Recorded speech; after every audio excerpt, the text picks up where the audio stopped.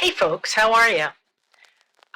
Coming here from Maryland and Conroe, Texas, or is it Conroe, Texas?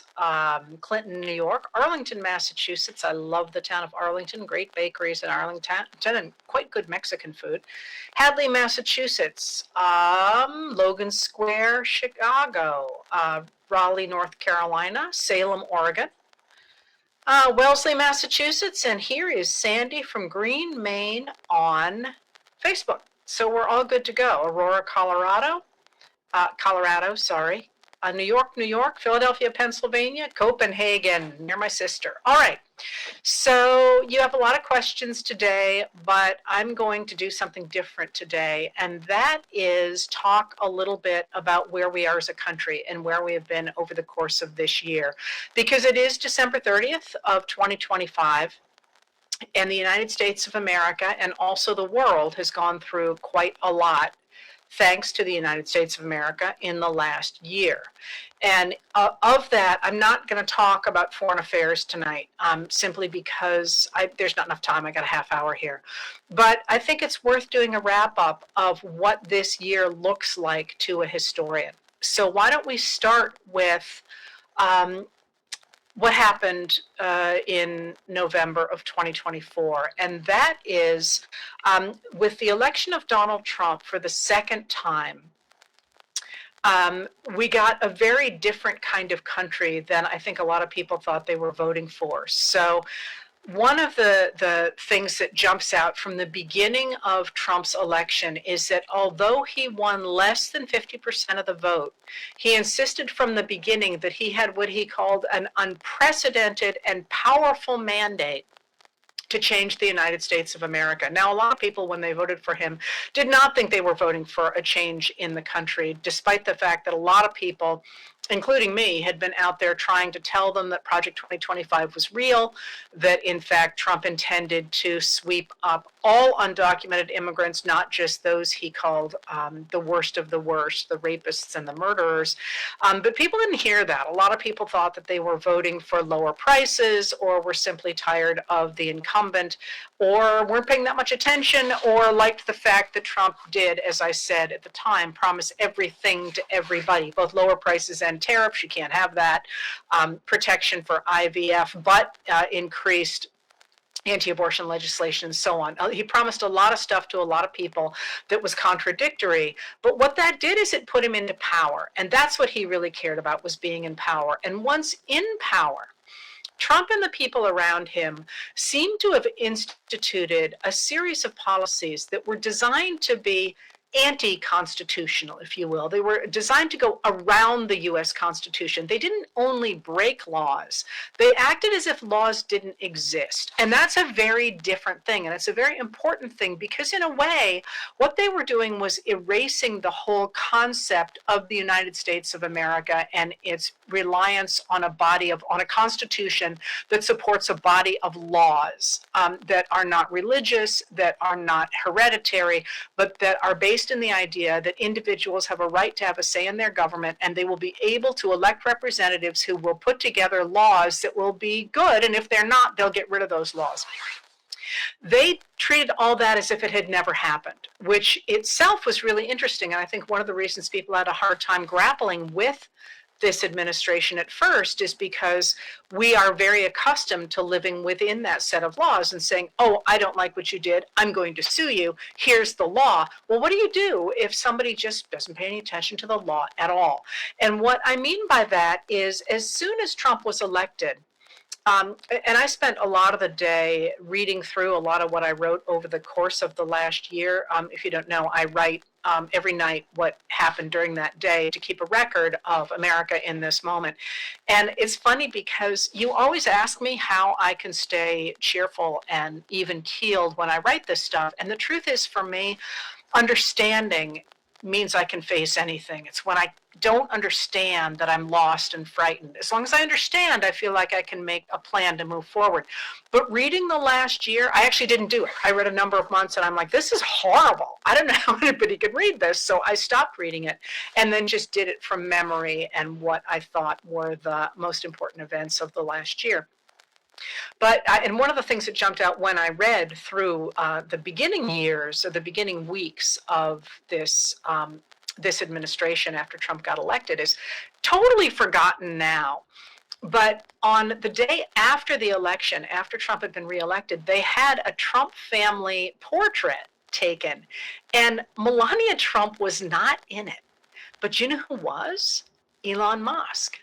Which, again, now you think about the fact Musk has become persona non grata, you kind of forgot that. But I remember at the time, everybody being like, wait a minute, Musk is taking Melania Trump's place?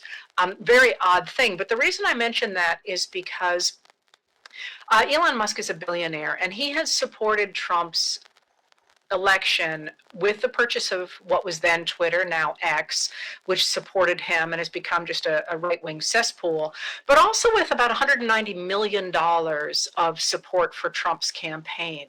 And it was interesting because from the beginning, it seemed as if Trump essentially was going to make Musk the person to run the administration. Trump had shown signs of both mental and physical disability, and it seemed pretty clear he wasn't really interested in governing, that he was interested in getting away from the federal cases against him and in making money again. And we know now from some of the work of people like Zach Everson at Forbes, that Trump was in fact in really dire straits for money before his second term, and it seemed pretty clear that he was going to hand stuff over to Musk. And as soon as Trump was elected in November of 2024, and by the way, I won't go at this pace through the entire year because we would still be here tomorrow morning. But I wanted to set this up because the first thing that Trump did is he posted on social media Novus Ordo Seclorum, which is Latin for a new world order. And the first thing that Trump did is he put Musk, who was not elected, in charge of what may or may not have been a legal something called the Department of Government Efficiency. And that Department of Government Efficiency, according to Musk, would go ahead and cut $2 trillion from the federal budget. But what it did was it did a number of things. First of all, it slashed through workers in the federal government. It slashed through programs like the U.S. Agency for International Development, the destruction of which has cost hundreds of thousands of lives, according to researchers, because what it did is it protected people in developing countries from the spread of disease and from malnutrition, and they're simply dying now. But it didn't ever save any money. The Libertarian Cato Institute recently evaluated the work of the Department of Government Efficiency and said that while it didn't save any money, what it did do was it cut the federal government by about 9%, the employees of the federal government. So the money didn't go down, but the people went down.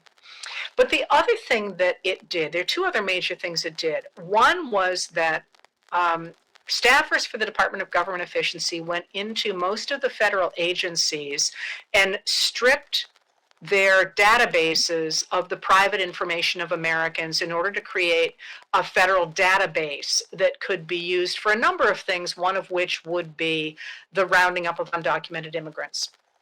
That's a complicated story, but a very important story because, and there have been a huge number of lawsuits over it, because a lot of private information got stripped by these people who were unclear. It was really unclear who they were.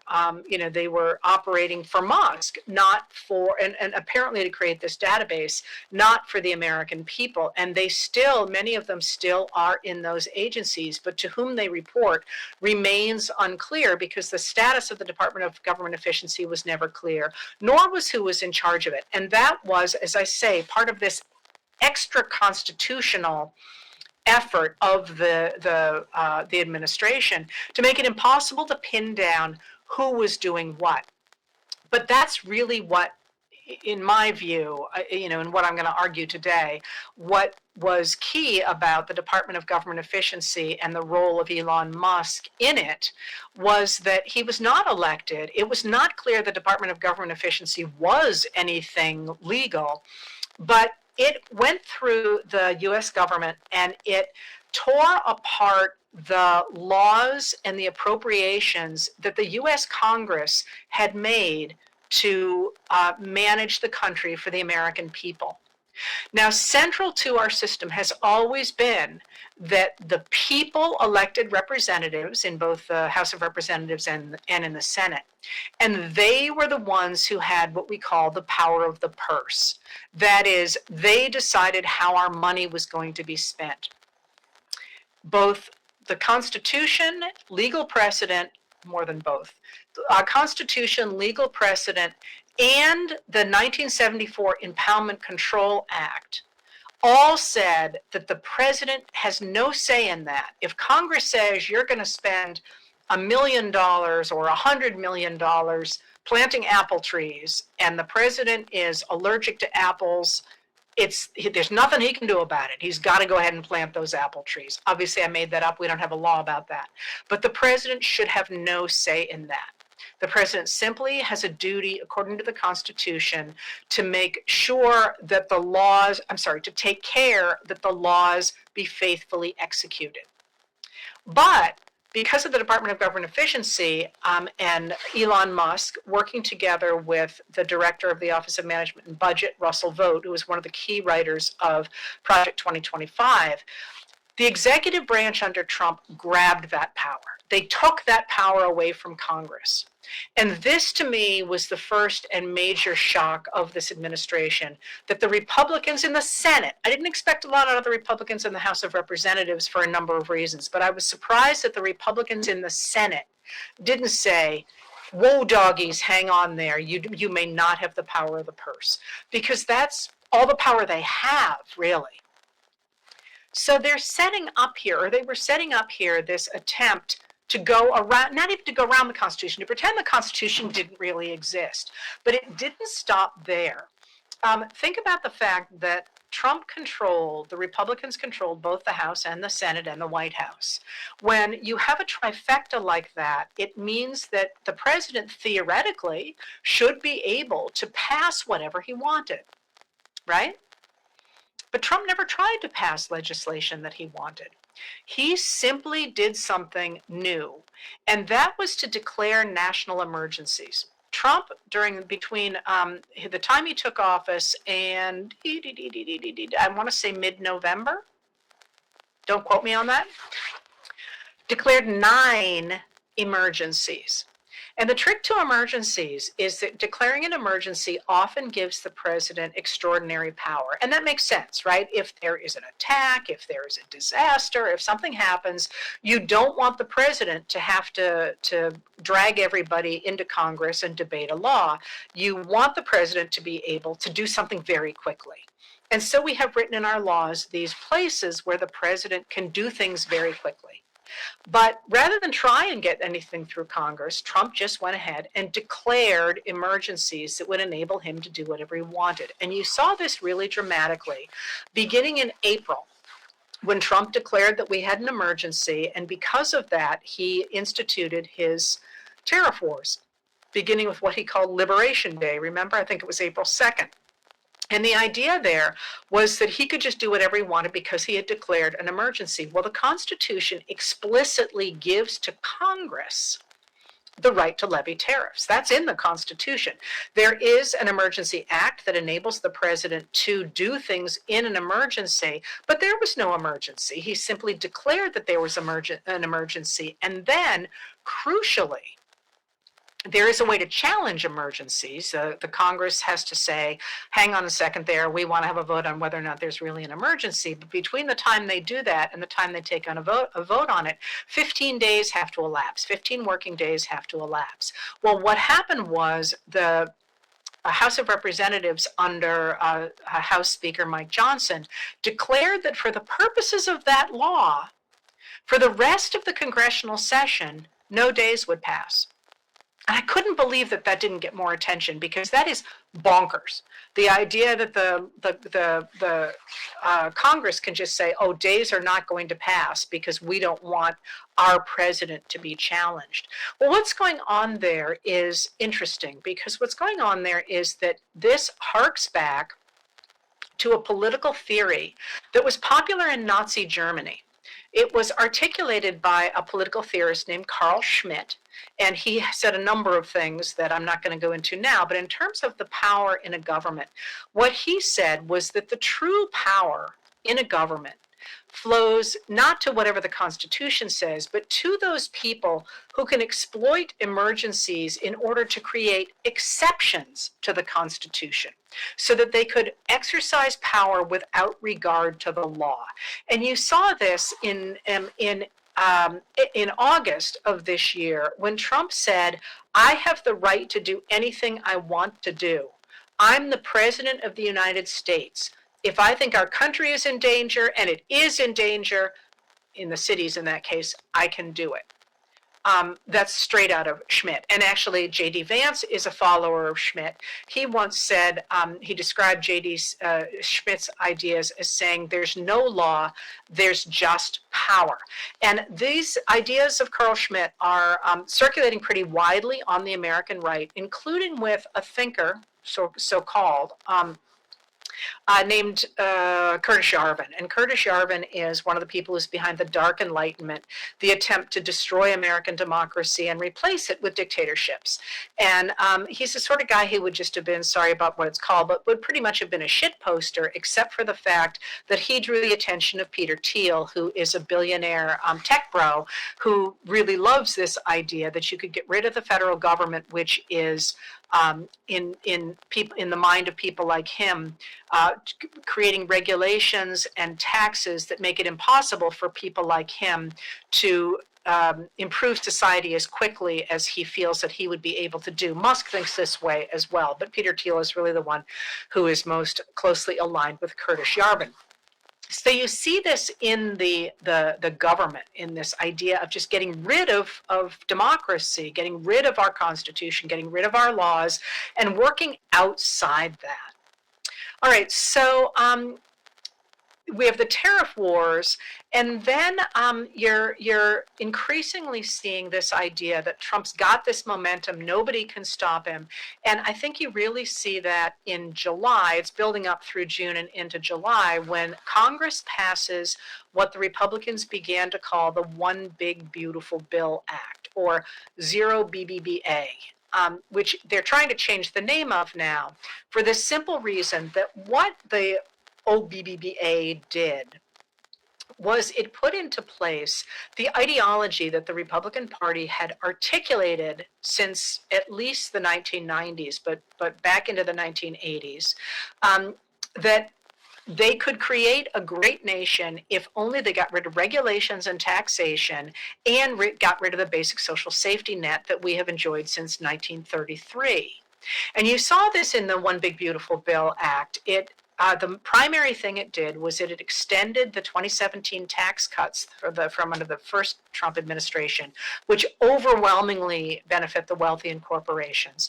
But it also slashed Medicaid and the Supplemental Nutrition Assistance Program, and they let it expire the supports for purchasing affordable health care insurance under the Affordable Care Act. They cut through a whole bunch of things that would benefit ordinary Americans in order to benefit the wealthy and corporations. Now, crucially,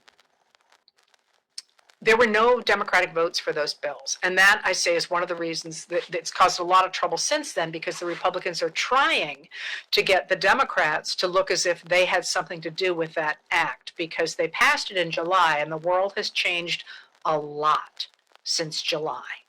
So you're also seeing in that same period, the first half of 2025, increasing attempts on the part of Trump and his cronies to line their own pockets. I mean, they basically have just done everything they can to put billions of dollars into their own pockets through leveraging tariffs, through cryptocurrency, through buying or through selling pardons, through doing everything they possibly can. So you had all this going on in that first half of the year. And a lot of people, especially in the mainstream media who were watching this, either got on board or sort of stood back in horror and seemed to go, I guess we better go along with this. But I'd like to argue today that with this attempt to destroy American democracy and to work outside of our laws and our Constitution, in a way that in many ways reflected the world before the creation of the United States of America, that something else happened. Now, that something else happened really from the minute Trump took office, and that was beginning in February of 2024, before the election, a number of Democratic attorneys general had gotten together and said, listen, we might have ourselves a problem. If Trump is reelected, we don't want to be flat-footed when he comes in here, because we know he and his people are already boasting about all these executive orders and Project 2025 and all the stuff they're going to do. We better be ready. So they started meeting and dividing up what they thought would be the major policies of the Trump administration that they as a group would want to push back against. So as soon as Trump starts throwing out executive orders, now a lot of people didn't pay attention to this, but it was really important. The Democratic attorneys general in different states started to sue. Those cases began to go into first the local courts, but then quickly into the federal courts, where the federal courts began to decide against the Trump administration. They started slowing things down. Now, that wasn't the case in the Supreme Court, where the Supreme Court overwhelmingly has sided in favor of the Trump administration, not always, but a lot. But in the lower courts, the administration starts to get caught a little bit in the legal system that it had been trying to get away from.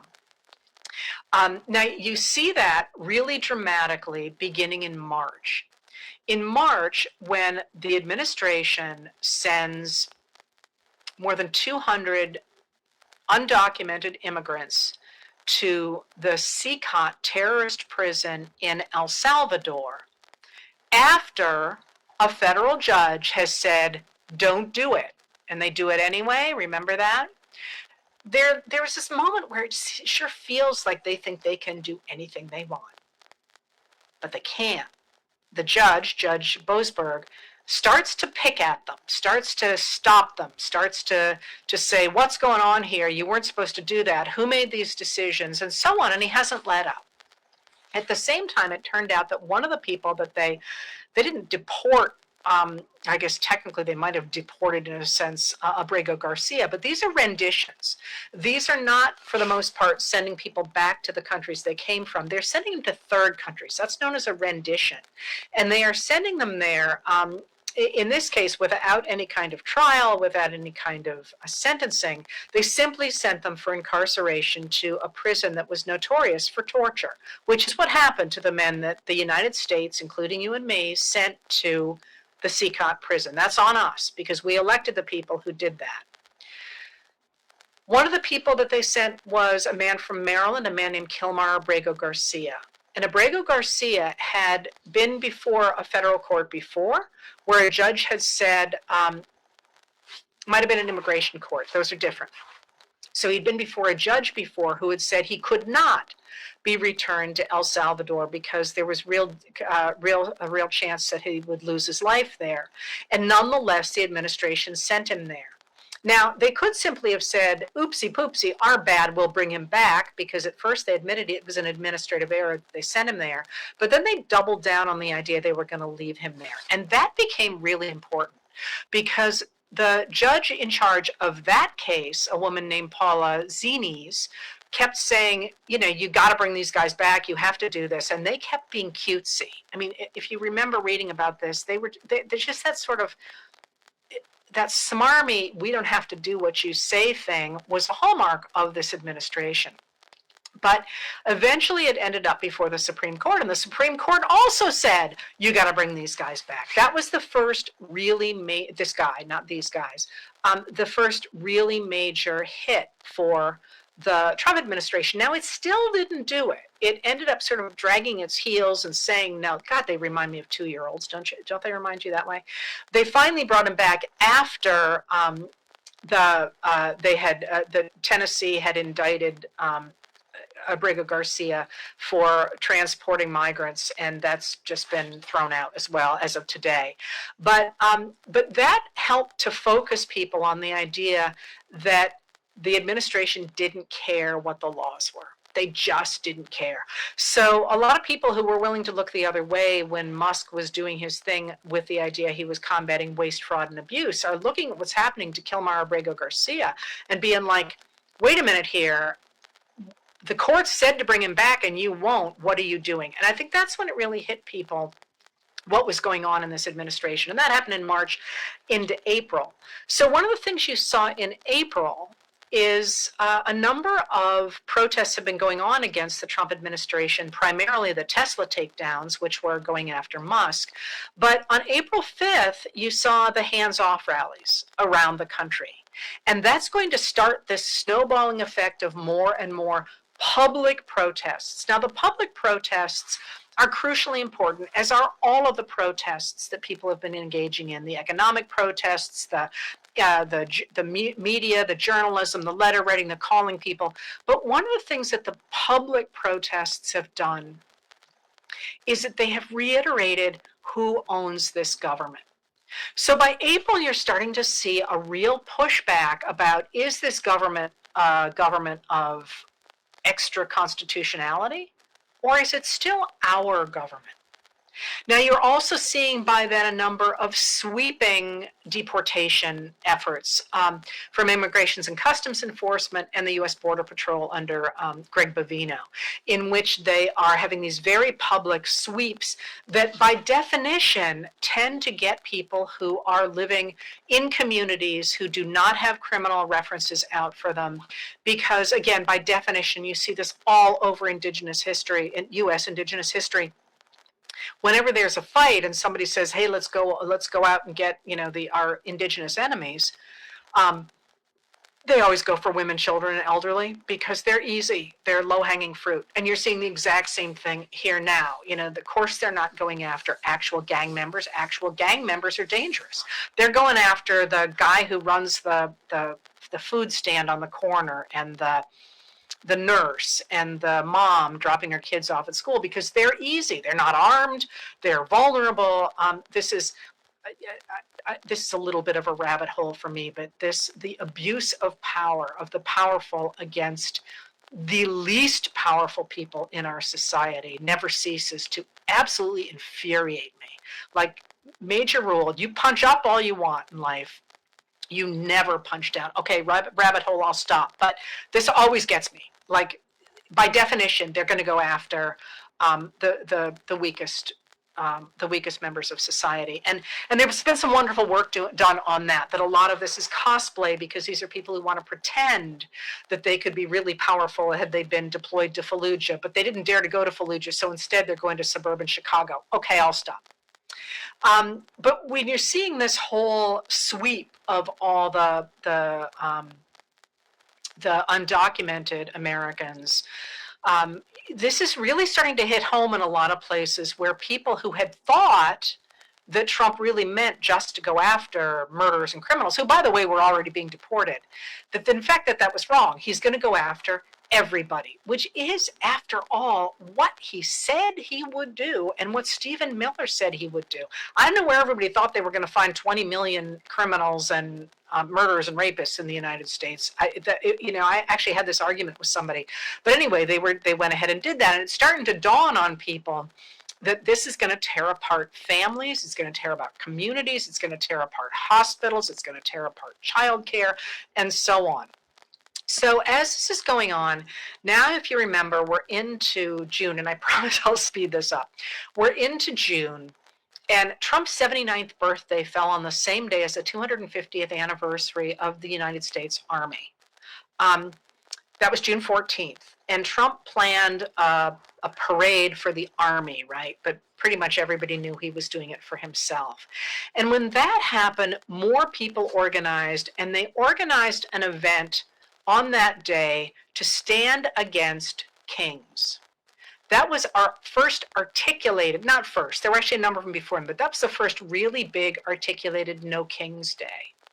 And that was a really big deal, for not only because of the numbers, but because of the language. No kings. We've gone from a period when we have a group of people in the administration working around the idea of a constitution and laws, which is what the United States government is all about. Now on June 14th, you have people calling it out.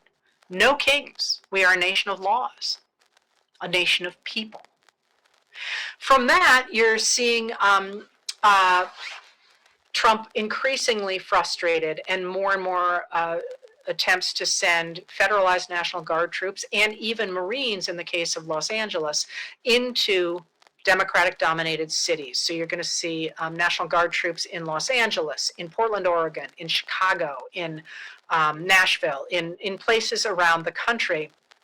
And that, while it was intended to strike fear in the hearts of the cities, it didn't do that. Rather than striking fear in the cities, what it really did was it hardened opposition to the idea of a government that could willy-nilly send in armed people to those cities. And there's also, I hope anyway, horror that we lost one of our National Guard troops and had another badly injured for this performance that Trump was putting on in Washington, D.C.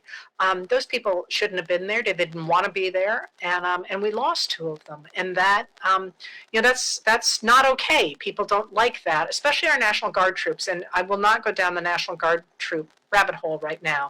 But National Guard troops are a really important part of our American system for a number of reasons. So that's happening in the summer and then into the fall.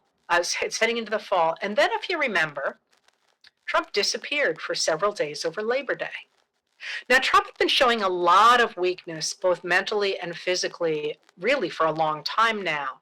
But he disappeared for a number of days over Labor Day. It was weird, remember? And then he appeared back again, lots of speculation about what happened. But especially since then, he has shown dramatically weakened ability to concentrate, to stay awake in meetings. He's bonkers, bottom line. That's my scientific phrase for it. If you try and write down, and literally, I quote him often because I think it's important to actually get his words on paper, but I no longer try to transcribe it listening to it. I actually use a recorder that does that because there's no rhyme or reason to a lot of the sentences. So for example, if you give me a speech of virtually anybody else, you get a pretty good sense what the next word's going to be. It's not going to suddenly be orangutan. You got no sense what's going to come next out of Trump's mouth. So he's starting, you can see the increasing ill health and of course the bruising on his hands, now on both of his hands, not just on one of his hands, begins really to take off and start to get noticed, still not as much as I think it should have, in September. And then something interesting happens. You can start to feel everything slowing down. Like everything's slowing down. And there's, of course, a lot of stuff I'm not talking about here. But in October, there's an interesting moment when Curtis Yarvin, the guy who was behind this whole smash it all, break it and rebuild later, he actually writes a post in his, the place where he writes. And he says it's all going too slowly. They're not going to win. It's been stopped. In order to make the destruction of democracy happen, in order to have this extra constitutional movement, it had to be lightning fast. And in fact, he described it as a moment from Star Wars in which you take a starship, if you know your starship literature, if you take a starship that's floating dead, you can smash it into full power, but either that's going to make it go faster than the speed of light and do something phenomenal, or it's going to blow up the ship. And that's what he always said that he envisioned this moment as. But in fact, what happened was that the system of doing that jump start didn't work. The more that the administration tried to work outside the law, the more the law caught up. But more importantly, not that the law is not important, it's very important, but more importantly, the people caught up. So in October, the beginning of October, Curtis Yarvin says, it's not going fast enough, I'm thinking about leaving the United States. And then on October 18th, we have the big No King's Day. And that No King's Day, that second one, was at least 7 million, possibly 8 million people who were counted. That doesn't count all the sympathizers that were not counted. And that No King's Day was a really important moment in 2025, and I would argue in American history, because that's the moment when it really became obvious from what was happening in the streets that the American people had woken up and that the momentum had shifted away from the administration and to the American people. Now, I'm not at all convinced it wasn't there before that. One of the things that I keep saying is that there's a lot of organizing going on that a lot of people don't know about, don't see, that people like me see. And I'll just shout out here the Visibility Brigade, the Card Campaign, and the and Liberal Rocks, all of which are associated with me. I retweet them and I try and help when I can. And those are, thousands and thousands and thousands and thousands of people. And I could be wrong, but I don't think any of them have ever made it into the New York Times. I could be wrong.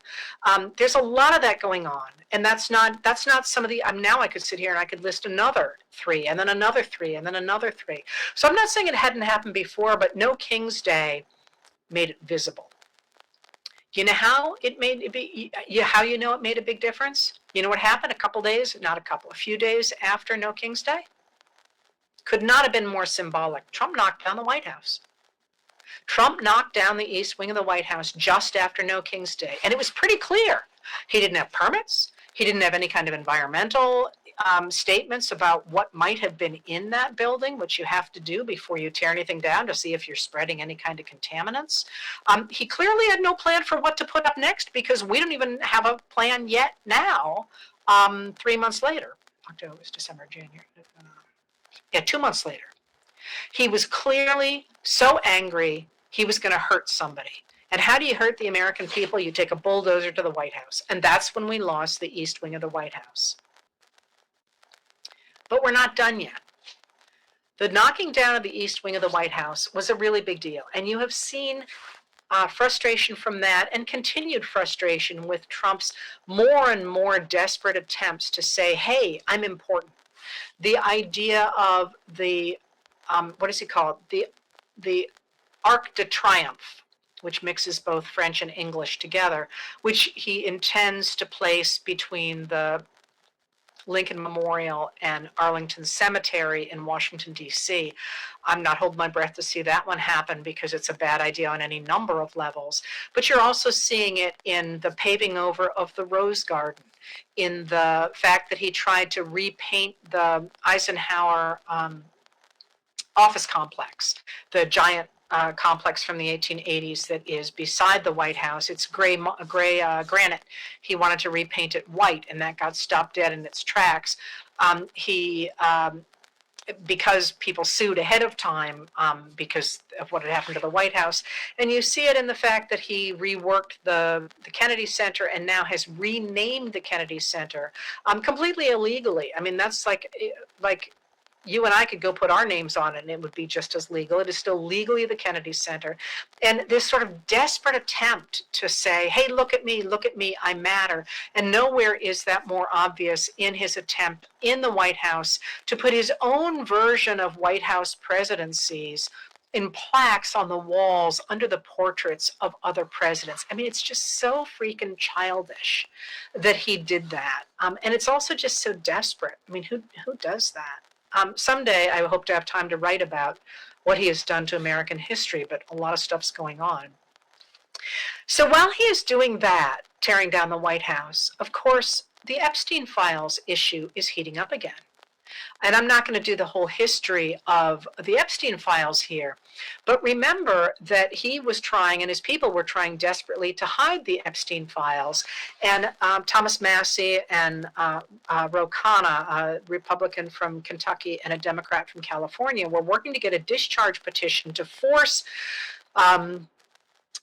Speaker Johnson to permit a vote on the Epstein Files Transparency Act. And they got the votes they needed in mid-November, and on November 19th, the Epstein Files Transparency Act passed the House of Representatives, and then it passed the Senate overwhelmingly. It was clear at that point that even a number of Republicans had had enough, not just because they were mad at the fact that Trump had tanked the economy and had infuriated people with the deportations and had torn down the White House and so on, but also because the issue of the raping of children was one of the things that motivated a number of MAGA voters. And for Trump to say, no, there's nothing there and we're going to hide it, was destroying their own popularity among their MAGA base. So they turned on him with that. And that was a really big deal. Because in addition to the fact it required that the Epstein files be released by December 19th, 30 days, it also said the law is catching up. The law is catching up to you. And it's interesting because Trump recently referred to the release of the Epstein files as something that would embarrass people. No, no, no, no, no, no, no. It's the sort of thing that will put people in jail. And that is it's interesting. It's almost like he's trying to say, oh, it's only going to embarrass people. Because the stuff that appears anyway to be in there is not about embarrassment. The stuff that's in there is about the law and the advantage that certain privileged men and women, primarily men, but also some women, used against, again, society's most vulnerable, in this case, the sexual abuse of children. That is really the story of where we are right now, with Trump's mental health and physical health breaking down, the Epstein files hanging over everything, his declining popularity, and his desperate attempt to hang on to something, to get the deal for Putin that he seems to have promised in 2016, to get his name on something, to somehow say, yes, I matter, I remain important. And I don't want to say for a minute that he doesn't remain extraordinarily dangerous, as does the MAGA movement. But what I wanted to lay out today is that in many ways, 2025 looks to me like a replay, if you will, or maybe proof of the concept of American democracy. That is, we began in January with a group of extraordinarily powerful and wealthy people saying, we don't have to pay attention to laws, we don't have to pay attention to a constitution, which, by the way, they were taking advantages of the American people that Parliament and King George III would never have considered, bound as they were by things like the Magna Carta. So Trump was doing stuff that King George never would have tried. But that idea that they didn't have to answer to anything or to anybody is very much the mindset that gave rise to an opposition in the 1750s and the 1760s really, and the 1770s in their colonies that said, hey, wait a minute, we do have rights. We're not revolutionaries in the sense that we want to destroy the world. We are revolutionaries in the sense that we want to go back to a system in which we enjoy the rights, in their case, of Englishmen. And that's what Americans began to say, beginning here in about March. Hey, wait a minute, we're not looking to create a revolution that goes, does something wild and crazy the way you keep screaming about. We want the rights that are guaranteed to us by our Constitution. We want the right of due process, which Kilmar Abrego Garcia never got. We want the right to have our representatives spend our money, which is what the Constitution says they're supposed to do. We want our representatives to decide our foreign trade policies, which is what the Constitution says they do. We want to make sure that troops can't come and arrest us on the streets, which is what our laws say that we have the right to be protected from. What Americans began to say in the spring and the summer of 2025 is we stand firm on our Constitution and the rule of law. And more people began to look at that. And yes, some of them come in from one direction, some of them come in from another, some of them just don't like Trump, some of them are mad that food is more expensive and that housing is out of reach. But what they're saying at the end of the day is you can't operate however you want. You must operate according to the law and according to the will of the people. And the law began really to sink in its teeth in the middle of the year, over the course of the spring and the summer and into the fall. But what really begins to matter, at least by the summer, is that as our political leaders, and I hate to say it, many of them failed us. They were not pushing back to the degree they wanted. They were not speaking up for us. They were not stopping Trump. As that happened, the American people said, wait a minute here. This is our government. This is not, we don't want representatives who aren't going to represent us, whether they're Republicans or Democrats or independents or whatever. No, we need people who will stand up and defend the American people. And that's just what the leaders of the American Revolution said. We need to be represented. What we care about needs to be represented. So where does that leave us in December of 2025, where we are now?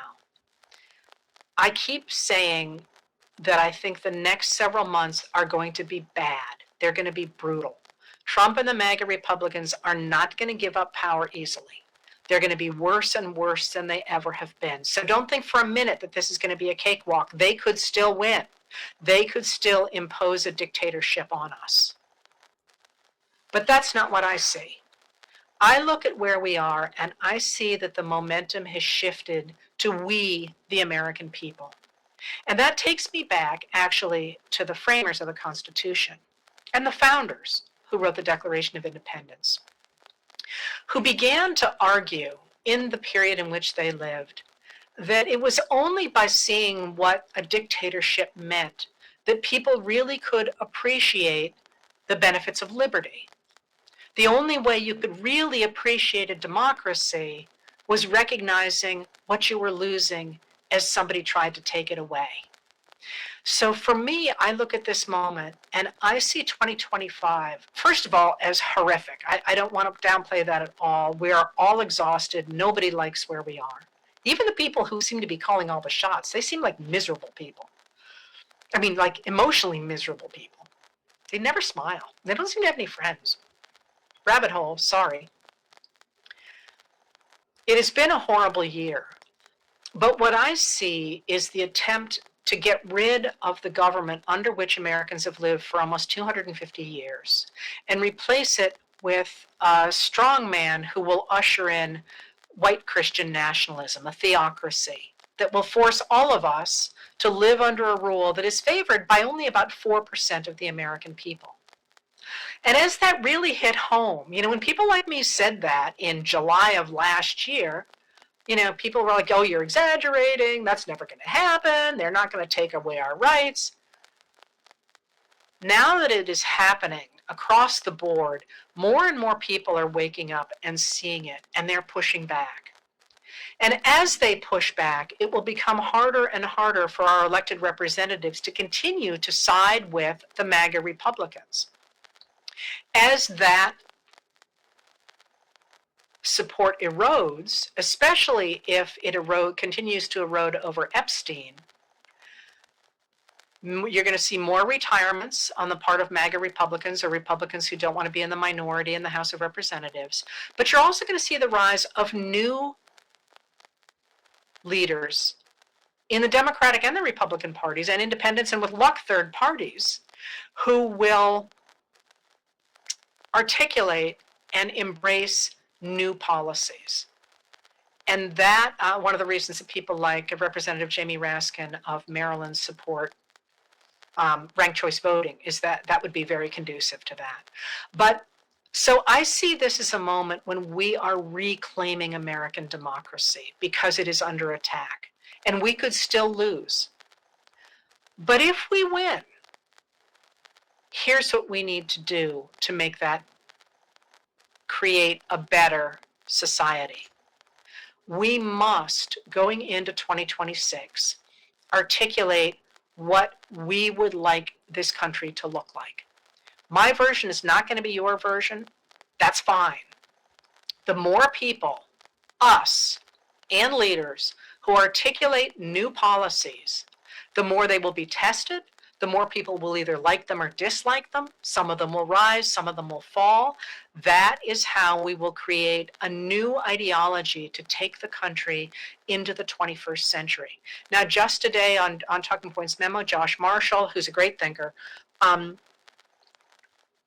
said, he was looking at the numbers and he said, it's really shocking how much Americans hate AI. We hate it. And yet it's being forced down our throats by the tech bros who seem to think that it's going to make them a gazillion dollars.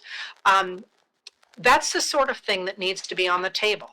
What do we want about AI? I can't imagine there's not some good stuff about it, but it seems to me to need regulation. Maybe you disagree. We need to hash that out. And going into to 2026, think about what your main issues are. Education, healthcare. Maybe you're really concerned about opportunity, housing. Maybe you think that there are too many regulations. Maybe you think that there are too few. Now is the time to be speaking up with people at the local level, at the state level, and at the national level to articulate what sort of values we want to have going forward. And as we do that, some of them will rise to become enormously important in 2026 and 2028 and going forward. Others will fall away and become less important. And that's going to frustrate a lot of us. I can tell you right now some of the things I want are not going forward. But that's how this system works. And one of the things about the empowerment of American people through the course of 2025 and their realization that they have agency is that it's incumbent on us then to articulate what it is we really want.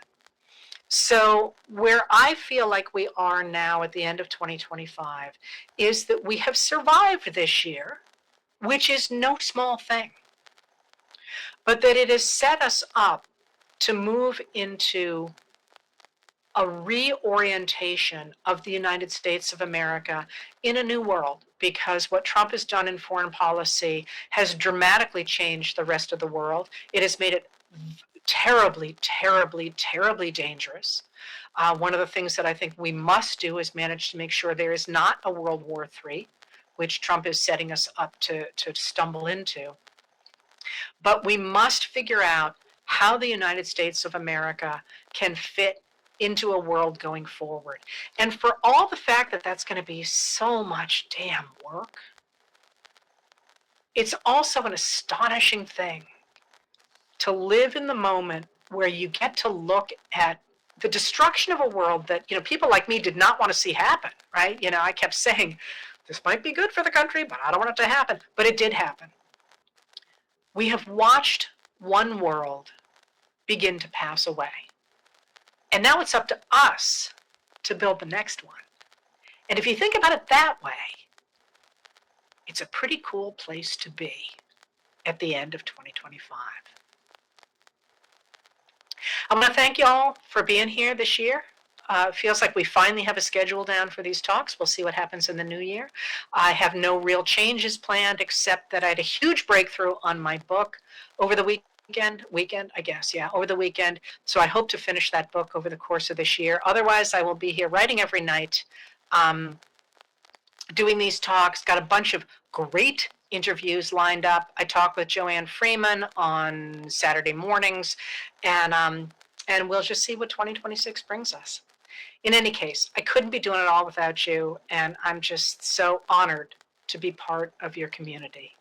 Thanks for being here, and best of luck to everybody in 2026.